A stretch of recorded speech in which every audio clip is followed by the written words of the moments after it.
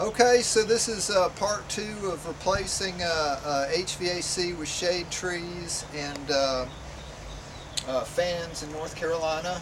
This is my paulownia tree. In my last video we were talking about paulownia trees and how they grow very quickly and can shade your house very quickly. And so this paulownia tree was it started out the year underground actually, because it came in a little dixie cup, and I thought it was dead actually. I went ahead and planted it, and just to see if it was going to live or not, and it did live. It was died back to the ground, and now you can see it's about maybe 3.5, 4 feet tall, and it has these big huge leaves. We had a big windstorm the other day. It was like we had gusts 65 mile an hour, and so I had to strap it here. Can you take a quick look at this, Henry? It straps like that to a T-post. This is just drip tape. I just used some old drip tape that was leaking, and I don't throw it away. And then this, so it doesn't grow toward the house. I don't want it leaning toward the house. And then over here, I planted another moringa.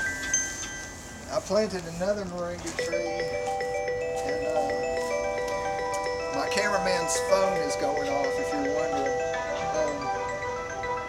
But the moringa tree died because this site was too wet for it.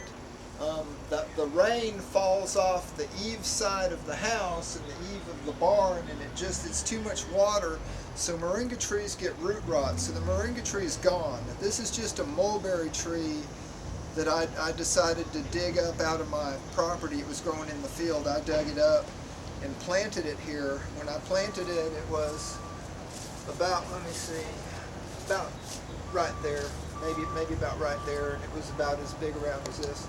So it's done this in a couple of months. It's gotten this tall. So mulberry tree is a very rapid growing tree, but it doesn't handle wind very well. A better tree is the sugar maple tree. And Henry, if you'll come around and show them these. So I got these from Burgess Nursery in Ohio. This one died, and I got 2 of them just because I knew it was late in the season, and that they're not very healthy this late in the season. They came bare root, and they didn't even have any wet newspaper around the roots. They were just dried out. And so this one actually survived, and it's a little bitty thing.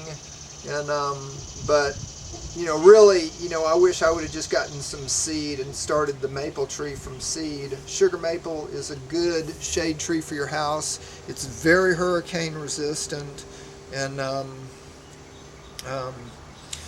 so yeah, the main lesson here is, plant moringa on the gable side of your house, which is dry.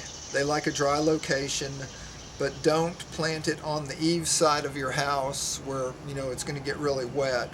On the eave side of your house, you want to plant either a mulberry or you want to plant a sugar maple. So yeah, that's about it. We'll keep you posted as this goes on. Thank you.